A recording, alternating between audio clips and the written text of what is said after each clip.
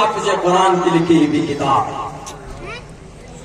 قرآن پڑھ کر آپ 10 سال کی عمر میں وہ حافظ بن گئے تھے. اب بتائیے آپ امیجن کر سکتے ہیں شیخ حسین ابن علی سینا کی تاریخ آپ اٹھا کر دیکھیے تو ہمارے مدرسوں میں جو قرآن کی تعلیم ہوتی ہے ہمارے علماء ہمارے حفاظ ہمارے اساتذہ جو محنت کرتے اپنے بچوں پر وہ صرف اس لیے کہ اوپر والا راضی ہو جائے اور اس شریعت کی جانکاری عوام تک پہنچ جائے. اگر نہیں ہو میرے بھائیوں بڑا مسئلہ ہو جائے گا پھر قوم کے لیے. ہم نے ایک جگہ راجستھان میں ہم نے دیکھا جب ہم گئے ابھی کچھ دنوں پہلے کی بات ہے تو وہاں ایک طرف قرآن رکھا ہوا ہے اور ایک طرف گنیش جی کی مورتی رکھی ہوئی. تو ہم نے پوچھا ان سے کہ یہ واٹ از دا میٹر کیا ہے تو انہوں نے کہا کہ مولانا یہ قرآن ہے یہ محمد رسول اللہ کی تصویر ہے. تو ہم نے کہا پھر یہ بھی بہت آگے بڑھ کر کہ یہ قرآن محمد پر نازل ہوا یہ محمد گنیش جی کی تصویر. حالانکہ گنیش جی کون؟ گنیش جی تو شیو جی کی پاروتی کے بیٹے کہیں سے کہیں کوئی لنک نہیں ہے. تو ہم نے ان سے پوچھا کہ آپ کے گاؤں میں کتنے لوگ بستے ہیں ایمان والے؟ تو انہوں نے کہا کہ ہم 18 لوگ ہیں 18 گھر ہے ہمارا یہاں پر ہم رہتے ہیں. ہم نے کہا کہ امام صاحب سے ملواؤ جمعے میں بیان نہیں کرتے آپ کے امام صاحب؟ انہوں نے کہا کہ امام صاحب نہیں. ہم نے کہا مکتب ہے کوئی مدرسہ کوئی مکتب تو ہوگا بچوں کو قرآن کی تعلیم دینے کے لیے؟ بولا مولانا یہاں 40 سال میری عمر ہو گئی یہاں پہ 40 سال سے میں رہ رہا ہوں. میرے ابا پہلے تھے لیکن 40 سال سے آج تک نہ تو کسی کا نکاح ہوتا ہے نہ کسی کے جنازے کی نماز ہوتی ہے کچھ نہیں بس یوں ہی. تو ہم اپنے عقیدے اور اپنے اللہ کو راضی کرنے کے مقصد سے ہمارا یہ مدرسہ ہے دوسرا کوئی اور مقصد ان مدارس سے نہیں. اگر آج چھوڑ دیا جائے مدارس میں تالے لگا دیے جائیں علماء کرام دوسری فیلڈ کو اختیار کر لیں 50 سال بتائیے یہ قوم کہاں جائے؟ اللہ کو مانیں گے لیکن ان کے زمانے میں کوئی اللہ کا بہت بڑا ولی رہا ہوگا جیسے حضرت مرحوم مفتی صاحب کئی سال تک یہاں رہے. تو آنے والی نسل تو مفتی صاحب جو قاری صاحب محتمم صاحب تھے ان کی تصویر بنا کر رکھ لیں گے ارے نہیں ہمارے گاؤں میں بہت علاقے کے اندر میں بہت اچھا کام کیا انہوں نے اس لیے ان کی مورتی بنا لو. شیطان آ کر کے آنے والی نسل کو تو ایک بہترین خدا دے دیں گے وہ بنا کر اس کو. ہم اپنے ایمان اور آستھا کی بقا کے لیے ہم اپنے دھر اپنے مدرسوں کے اوپر محنت کرتے ہیں. کہیں سے ہماری فنڈنگ نہیں ہوتی ہے بس قوم کی محنت سے جن کو لگتا ہے وہ اپنے جیب خاص سے تعاون پیش کرتے انہیں سے ہمارا مدرسہ چلتا. تحقیق کر لیجئے اور ایسا نہیں کہ مدرسہ ہمارا کوئی وہ ہے. میرے بھائیوں مدرسہ بھارت کے سنویدھان کے اندر اس کی اجازت دی گئی. آرٹیکل نمبر 30 پڑھیے اس کے اندر میں صاف واضح لفظوں میں کہا گیا ہے right of minorities to establish and administer institutions. Right of minorities وکیل صاحب بھی ہیں آپ کے مدرسے کے اراکین میں سے وہ جانتے ہوں گے زیادہ بہتر. قانون سنویدھان کی کتاب میں لکھا all minorities whether based on religion or language. all minorities جتنے بھی مائنورٹی کے لوگ ہیں whether based on religion or language زبان کی بنیاد پر اگر کسی مدرسے کو یہ تعلیم گاہ بنانا چاہتے ہیں all minorities whether based on religion or language shall have the right اس کو اجازت ہے کیا کرنے کے لیے to establish and administer بنیاد رکھنے اور اس کے عاملہ کی کمیٹی بنا لیا شورا کی کمیٹی بنا رہے to manage administer educational institutions اور آگے اور خوبصورت بات ہے آن دیئر چوائس اپنی مرضی سے اراکین جو چاہیں گے مدرسے کو جس نہج پر کہ بھئی ہم اس مدرسے کو اس نہج پر چلانا چاہتے ہیں ہمارے تعلیمی اوقات یہ ہوں گے ہم یہاں پر کنسٹرکشن کا کام کرنا چاہتے ہیں تو بھارت کا سنویدھان کہتا ہے کہ you shall have the right آپ کو پرمیشن ہے آپ کو اجازت ہے. جب بھارت کے سنویدھان میں لکھی گئی یہ بات تو کسی کے پیٹ میں درد نہیں ہونا چاہتا. اور میرے ہندو بھائیوں تعلیم کے اوپر جو ہمارے علماء محنت کرتے ہیں آپ کی کتابوں میں تعلیم کے تعلق سے 2 شلوک جو میں نے پڑھے ابھی بہت خوبصورت بات کہی گئی اس میں ادارا سرو ایویتے گیانی تاتمے ومیمتم آستتہ صحیح تاتما مامیوام اتمام گتیم شریمد بھگوت گیتا 7ویں ادھیائے کا 18واں شلوک ہے ہمارے ہندو بھائی جو گیتا پڑھتے ہیں اس میں تعلیم کے اوپر بات کہی گئی. ادارا جو لوگ سخی ہیں قوم کے سماج میں ان کا بڑا احترام ہونا چاہیے, ان کی عزت ہونی چاہیے. ادارا لیکن ان کو الگ کرنے کے بعد پھر ایک چیپٹر بات ہے. کرشن جی کہتے ہیں سرو ایویتے جنانی, لیکن جو جانی ہے ان کی عزت کرو, ان کا سمان کرو.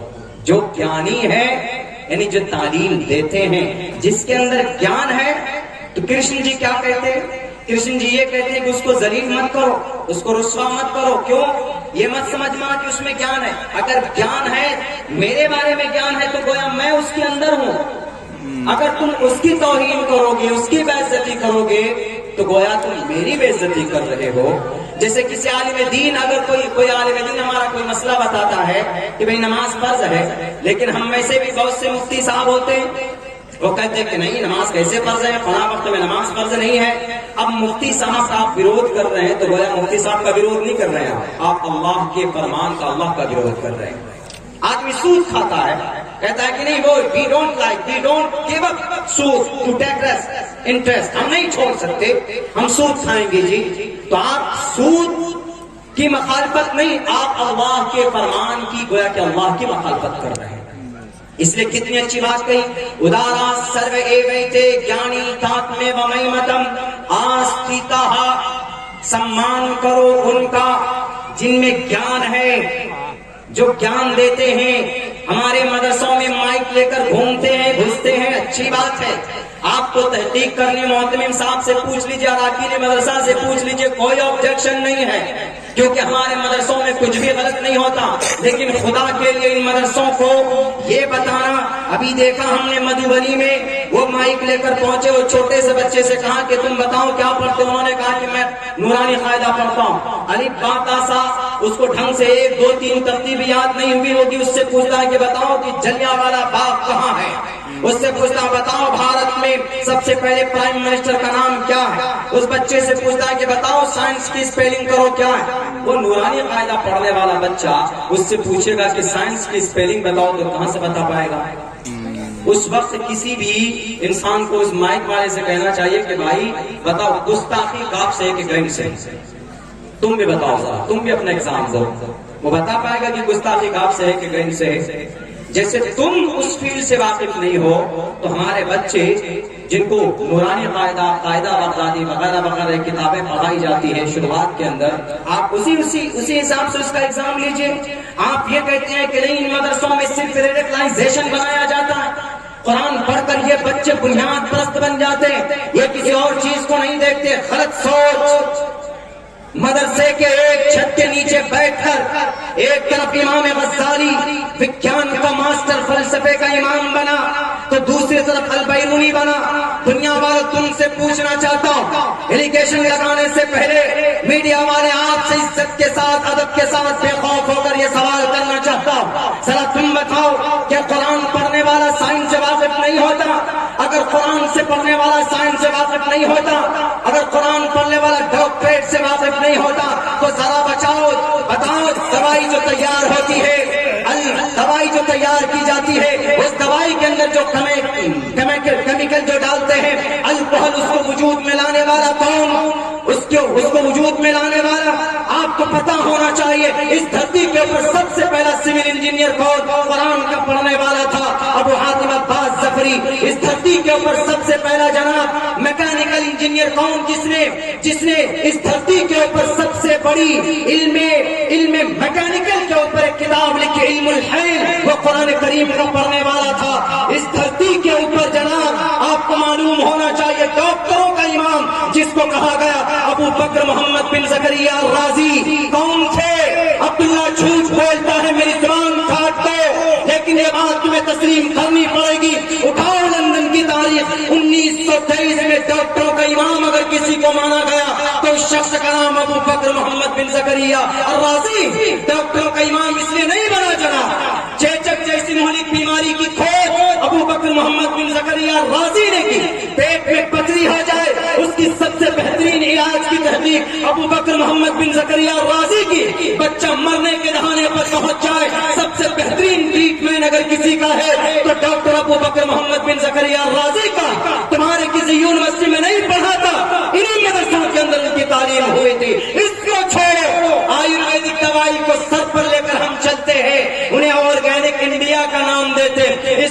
آرگینک دوائی کی کھوج کرنے والا کون؟ قرآن کا پڑھنے والا ابو منصور بغدادی، جس نے کتاب الادویہ نام لکھی، 500 دوائیوں کے نام ان کی کتابوں میں آج بھی لکھی ہوئی ہے۔ دنیا والوں، یورپ جرمنی والوں، احسان ہے اس دھرتی پر قرآن پڑھنے والے کا، احسان ہے اس دھرتی پر ہمارے مدارس کے علماء کرام کا۔ وہ تو 1842 میں الگ کیا گیا ہے، ڈاکٹریٹ کی تعلیم الگ، طب کی تعلیم الگ، سائنس کی تعلیم الگ، فلسفے کی تعلیم الگ، ورنہ ایک مدرسے کے درسگاہ پہ بیٹھ کر ایک طرف قاری قرآن کوئی بنتا تھا تو وہیں پر دوسرا کوئی بڑا سائنٹسٹ، کوئی وद्वान پیدا ہوتا تھا۔ اٹھاؤ ابو القیس البوبکیس کی تاریخ، لندن میں اس کو آج بھی نام لیتے ابو القیس البوبکیس، اس کا ریئل نام ابو القاسم الزہراوی۔ ابو القاسم الزہراوی نے آپریشن کا کھوج کر کے نکال کر دنیا والوں کو دینے والا کون تھے؟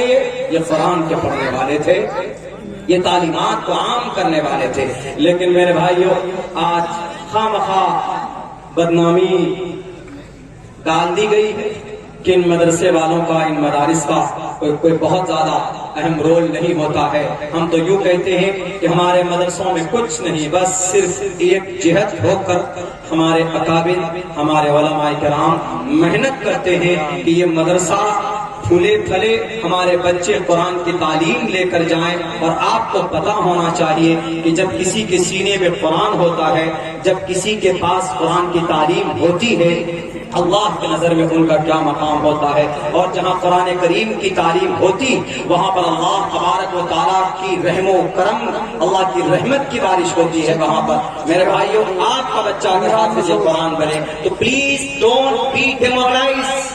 آپ اپنے آپ کو احسان سے کمتری کا شکار مت سمجھیے کہ ہمارا بچہ حافظ قرآن بنے گا تو بچہ کیسے ترقی کرے گا۔ آپ کے سامنے جتنے بھی قرآن کریم کی تلاوت کرنے، قرآن کو جاننے والے ہیں، میں نے آپ کے سامنے صرف 50 ناموں میں میں نے 5-6 نام آپ کو گنائے ہیں۔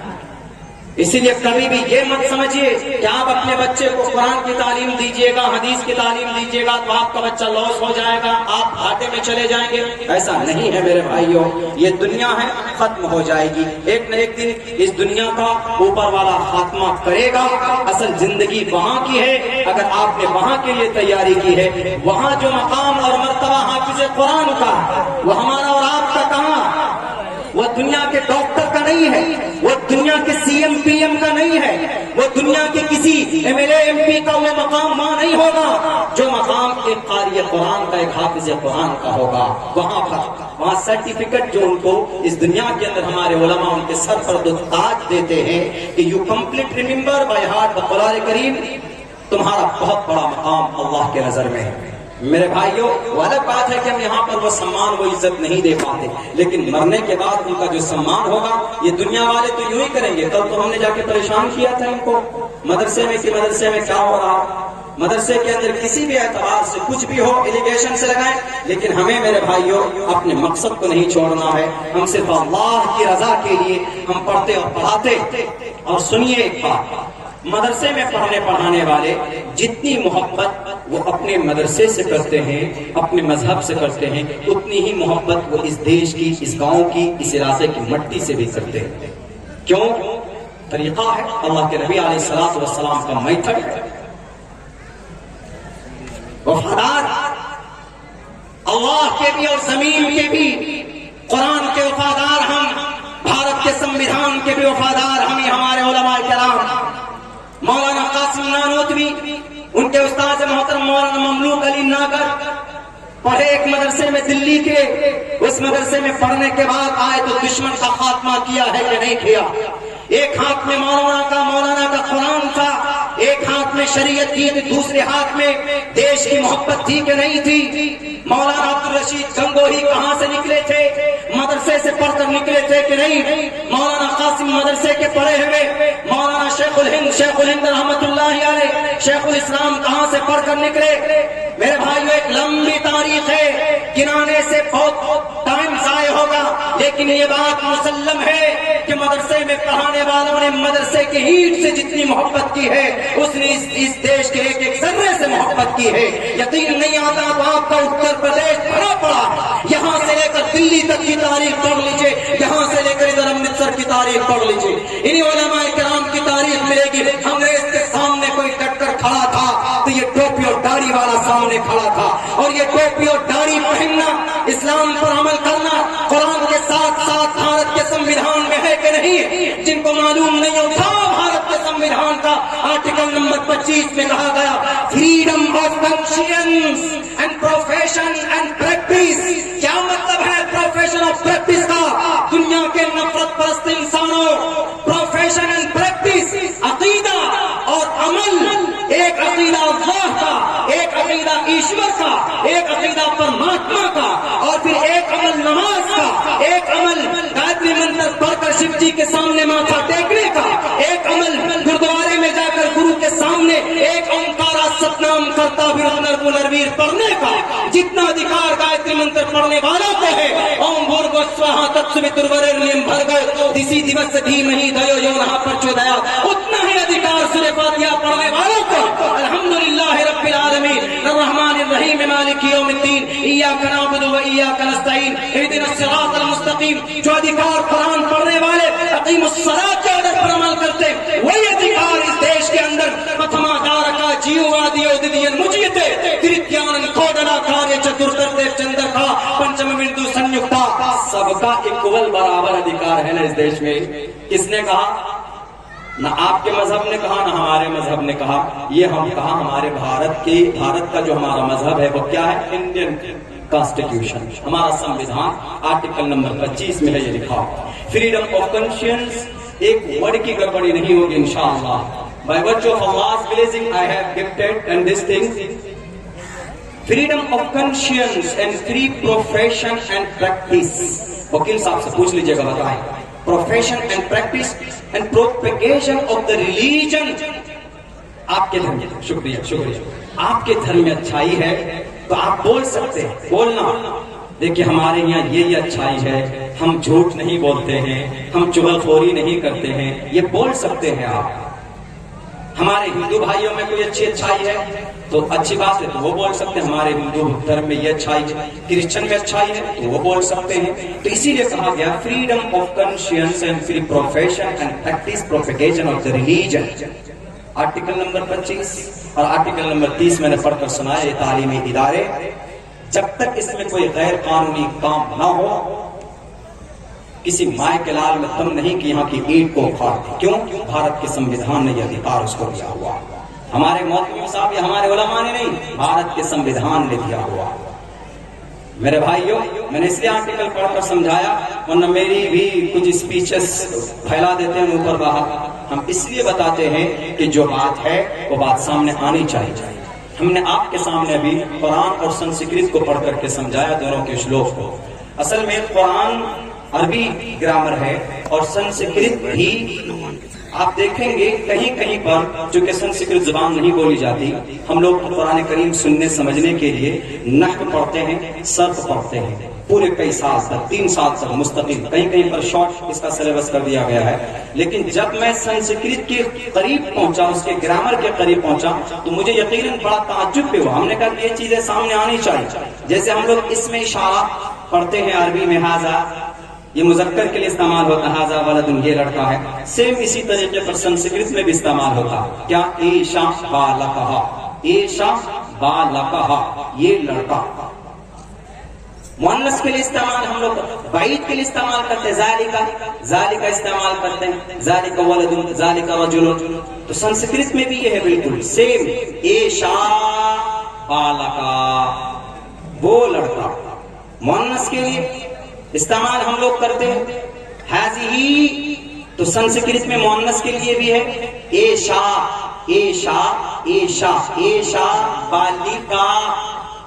مخنث کے لیے استعمال ہم لوگ کرتے ہیں؟ نہیں کرتے، لیکن سنسکرت نے وسعت کے ساتھ کام لیا۔ مخنث جس کو ہم لوگ کچھ اور بھی بولتے ہیں اپنی زبان میں، مخنث سمجھتے ہیں، پڑھنے والے سمجھ گئے ہوں گے، جاننے والے۔ نہ مذکر نہ مؤنث، بیچ میں ٹرین میں جو تالی بجا کر پیسے لیتے ہیں لوگوں سے، ان کے لیے بڑی وسعت سے کام لیا۔ انہوں نے کہا کہ نہیں، وہ بھی جینڈر ہے، وہ بھی اس دنیا کی ایک پرانی ہے، ان کے لیے بھی انہوں نے کہا ایتت نپسلنگم۔ سنسکرت میں مذکر، اردو میں مذکر بولتے ہیں، عربی میں اردو میں مذکر بولتے ہیں۔ تو مذکر पुरुषलिंगम संस्कृत में, अरबी में मोहन्नस, संस्कृत में स्त्रीलिंगम बोलते हैं, साफ साफ लफ्जों में सिमिलरिटी है बहुत सारी चीजों में। इसलिए मैं कहा करता हूं कि मेरे समाज के हिंदू भाइयों, बहुत सारी बातें आपके ग्रंथों में ऐसी हैं जो फॉलोएबल है, जिसको आपको पढ़ना चाहिए, आपको उसको देखना चाहिए कि हमारा ईश्वर हमसे क्या चाहता है। दुनिया वालों के पीछे मत जाओ, दुनिया में तो बहुत सारे लोग आपको परेशान कर देंगे, आपको ग्रंथ आपसे क्या कहता है। इसीलिए कहा गया तस्मात् शास्त्रम प्रमाणम के कार्य अकार्य व्यवस्थितो ज्ञातिना शास्त्र विधानोक्तम कर्म कर्तुम अर्हसि। ऐ लोगों, तुम्हारा मामला अटक जाए, दुनिया में तुम्हारा समझ में नहीं आए कि तुम क्या करोगे, तो उस वक्त तुम अपने ग्रंथ को खोलो, तुमको तुम्हारे ग्रंथों में तुम्हारे समस्या का समाधान मिल जाएगा। बहुत अच्छी बातें कही गई। श्री कृष्ण जी ने गीता में ये बात कही। जब श्री अर्जुन अटक गए थे वहां महाभारत के मैदान में, तो कृष्ण जी ने आकर कहा था कि कुतस्तवा कश्मलिदम विश्वे समुपस्थितम अनार्य जुष्टम कीर्ति कर्म जुनः हृदय शुद्धो दौर्बल्य मुखाओ तलवार और खात्मा करो इन नालायकों और नाहंजारों का। किनका? कौरवों का। उनका उस वक्त विनाश जरूरी था, उस वक्त उनका खात्मा जरूरी था। कृष्ण जी ने आकर कहा, विष्णु के 8वें अवतार ने आकर कहा अर्जुन को कि अर्जुन बैठना नहीं है, तुमको मुकाबला करना है इन जालिमों का। ये देश के हित में भी नहीं है और ये धार्मिक भी नहीं है, धर्मी लोग हैं। एक खुदा एक परमात्मा कह रहा है, उनका खात्मा जरूरी है। जैसे श्री अर्जुन ने तब तलवार उठा करके उनका खात्मा किया, उनका मुकाबला किया। हमारे नबी ने भी इसी तरीके पर किया। आप अलैहिस्सलाम 13 साल तक जुल्म सितम बर्दाश्त करते रहे। जब आप मक्का से मदीना पहुंचे तो वहां एक गठबंधन बना, वहां एक गठबंधन ये बना, वहां एक अहद हुआ, एक मुआहदा ये हुआ कि कोई किसी के खिलाफ नहीं लड़ेगा, कोई किसी के खिलाफ प्रोपेगेंडा नहीं करेगा, कोई किसी के खिलाफ कोई साजिश नहीं रचेगा। अगर कोई ऐसा करता है तो तलवार से उसकी गर्दन उड़ा दी जाएगी। जैसे आज कुछ मुल्कों के अंदर होता है, सीमाएं होती है कि हमारे मुल्क से आपके मुल्क में अगर कोई चला गया तो आप उड़ा देना, आपके मुल्क से बॉर्डर क्रॉस करके हमारे मुल्क में कोई आएगा तो गोलियों से उसको भून देना। कोई बिना परमिशन अगर आए और जाए तो बॉर्डर पर उसका खात्मा होता है कि नहीं होता। अल्लाह के नबी अलैहिस्सलाम ने उन लोगों के खिलाफ तलवार उठाई जिन लोगों ने उस गठबंधन को तोड़ा था। वो न हिंदू थे न मुसलमान थे। जैसे इस देश के अंदर कुछ जालिम लोग हैं, कुछ फिरका परस्त लोग हैं जो न हिंदू है न मुसलमान है न क्रिश्चियन है, वो इंसान ही नहीं, इंसानियत उसके अंदर नहीं है। सबके सब आदम के औलाद है, मोहब्बत से रहना चाहिए। जनाब आपका अकीदा है ईश्वर के बारे में, आपका अमल आपका फैसला, आपके अमल के हिसाब से आपका फैसला होगा। मरने के बाद आपका अमल अच्छा होगा, definitely you will enter the paradise. मेरा अमल अच्छा होगा, definitely we will success after here when the world will be finished. जब क़यामत कायम हो जाएगी तो हम कामयाब होंगे। लड़ने की सूरत नहीं होनी चाहिए। जैसे अर्जुन ने कौरवों का खात्मा किया, वैसे ही अल्लाह के नबी ने उन जालिमों का, उन नफरत प्रस्तों का खात्मा किया जो अल्लाह के नबी नहीं बल्कि उस मुआहदे को तोड़ा था, उस गठबंधन को तोड़ा था। उनके खिलाफ तलवार उठाना वहां पर जरूरी था। लेकिन लोग क्या बोलते, नहीं मोहम्मद रसूलुल्लाह तो तलवार वाले, तलवारों के आधार पर ये काम किए वो काम किया। बिल्कुल गलत बात है मेरे भाइयों। कभी कभी ऐसा होता है लड़ाई जरूरी हो जाती है। जैसे चाइना हमारे देश में अगर बम फोड़ेगा तो हमारा देश के प्राइम मिनिस्टर बैठे रहेंगे, कहेंगे कि डायरेक्ट अटैक करो, अब जरूरी है ना लड़ना। नहीं तो कहेंगे कि इंडिया बुज़दिल हो गई। पड़ोसी मुल्क हमको आंख दिखाता है तो हम उनको 3 आंख दिखाते हैं। क्यों दिखाते हैं? क्यों दिखाते हैं? हम भी ताकतवर हैं। तो ऐसे वक्त में खामोश बैठ जाना नहीं जी। I am helpless, I am very weak person, I am not able to fight with you because you are very strong, you have lot of weapons, I have lot of weapons, uncountable weapons in my country. हमारे मुल्क में तुमसे ज्यादा हमारा मुल्क शक्तिशाली, ऐसा नहीं है। तो इसीलिए कभी कभी लड़ाई झगड़ा बवक्ते जरूरत वो जरूरी हो जाता है। लेकिन इसका ये मतलब नहीं कि गांव में झगड़ा कीजिए, मैंने किसी और लिहाज से बात नहीं। मेरे भाइयों, चूंकि वक्त मेरे पास बहुत कम है, बस 5 मिनट का वक्त है, एक और पैगाम देना चाहता हूँ अल्लाह के नबी के ताल्लुक से। चूंकि मैंने आयत पढ़ी, अल्लाह के नबी के बारे में अल्लाह ने कुरान में बयान किया, लक़द कान लकुम फ़ी रसूलिल्लाहि उस्वतुन हसनह। ए लोगों, मोहम्मद रसूलुल्लाह को की जिंदगी में तुम्हारे लिए बेहतरीन नमूना है, उस्वा है, method, the way of life, जिंदगी गुजारने का एक बेहतरीन तरीका कुरान में बयान किया। کیسے؟ ایک آدمی اعتراض کرتا، مولانا عبداللہ کیسے آپ کی نبی کی زندگی ہمارے لیے میتھڈ ہے؟ ہم کہیں گے کہ بھئی زندگی کی کسی بھی حصے کو دیکھ لو، اللہ کے نبی کی زندگی ہمارے لیے رول ماڈل ہے۔ وہ سوال کرتا ہے کہ اگر آج کی تاریخ میں دلی جانا چاہوں تو آپ کے اللہ کے نبی کی زندگی کے حساب سے اگر جانا چاہوں گا تو یا تو اونٹ پر جانا ہوگا، یا گھوڑے پر، یا گدھے پر۔ اللہ کے نبی 3 ہی سواری کرتے تھے اس زمانے میں۔ تو آپ کے نبی کی سنت کے مطابق اگر ہم عمل کریں گے تو ہم تو 3 دن میں دلی پہنچیں گے۔ نہیں، اگر جلدی جانا ہوگا تو کس میں جائیں گے؟ جن شتابدی میں جائیں گے۔ اس سے بھی جلدی جانا ہوگا تو پلین سے جائیں گے۔ پلین تو ہے نہیں یہاں پہ، ایئرپورٹ نہیں ہے آپ کے یہاں تو، لیکن جلدی اگر کہیں جرنی کرنی ہو تو کس سے؟ فلائٹ سے جاتے ہیں۔ جیسے ہمیں آپ کے یہاں ٹرین سے آئے تو بہت زیادہ لگ گیا، 5-6 گھنٹے اور بھی ہم ولمب ہو گئے، لیکن اگر جلدی پہنچنا ہوتا تو ہم پٹنہ سے فلائٹ لیتے دلی، دلی سے بائی کار یہاں جاتے، جلدی پہنچ جاتے۔ لیکن اگر ہم نبی کی مطابق اگر آتے، نبی کے کہنے کے مطابق، تو ایک اونٹ کا انتظام کرتے، تب آتے ہم، پتا چلا کہ آپ کا پروگرام کا 1 سال گزر چکا ہوتا، تب ہم یہاں پہنچتے۔ تو لوگ کہہ رہے ہیں کہ پھر یہ اس واقعے سے وہ آپ کے نبی کی زندگی۔ اب ہمیں اگر نبی کی زندگی کو پکڑ کر رہے مولانا آپ کے کہنے کے مطابق تو ہم تو ہر کام میں پیچھے رہ جائیں گے۔ ہم نے کہا کہ نہیں، ایسا نہیں۔ You have to just consider in Quran cream in Prophet's life، محمد رسول اللہ کی زندگی میں آپ کو جھانک کر دیکھنا بہت ضروری ہے۔ آپ علیہ السلام نے ایسا نہیں کہ تیز رفتار سواری پر بیٹھ کر آپ نے سواری نہیں کی۔ آج چاند پر لوگ پہنچ گئے تو we have reached at the moon، we are success، ہم کامیاب ہو گئے کیونکہ ہم چاند پر پہنچ گئے۔ لوگ یہی کہتے کہ ہم چاند پر پہنچ گئے، ہم کامیاب ہو گئے، لیکن میرے بھائیوں ایک تاریخ، یہ بھی تاریخ نہیں بلکہ مسلم ہے۔ اللہ کے نبی علیہ السلام کو اللہ تبارک و تعالیٰ نے قرآن کریم کے اندر بیان کیا صاف لفظوں میں، مکہ المکرمہ سے آپ براق پر بیٹھ کر مسجد اقصیٰ گئے، وہاں سے پہلے آسمان پر، دوسرے آسمان پر، تیسرے آسمان پر، چوتھے آسمان پر، وہاں سے پھر 5ویں، 6ٹھے، 7ویں پھر اللہ کے پاس گئے کہ نہیں گئے؟ چند لمحوں میں گئے۔ دنیا والوں قیامت آ جائے گی، اتنی تیز رفتار سواری تم نہیں بنا سکتے۔ ہوائی جہاز 1 گھنٹے میں 1000 کلومیٹر سفر طے کرتا، اور براق 1 سیکنڈ میں نہیں جناب، سیکنڈ کے 100ویں حصے میں جہاں تک آپ کی آنکھیں جاتی وہاں تک کا سفر کرتا ہے۔ اور تم ایک چاند پر گئے تو کامیاب، اللہ کے نبی آسمان پر گئے، قیامت آ سکتی لیکن کوئی مائے حلال چاند آسمان کو چھو کر نہیں آ سکتا، لیکن ہمارے نبی گئے کہ نہیں گئے؟ اگر آپ کو تیز رفتار سواری ہی چاہیے تو براق کو دیکھ لو، قیامت تک نسلیں گزر جائیں گی لیکن اتنی تیز رفتار سواری کوئی بنا نہیں سکتا۔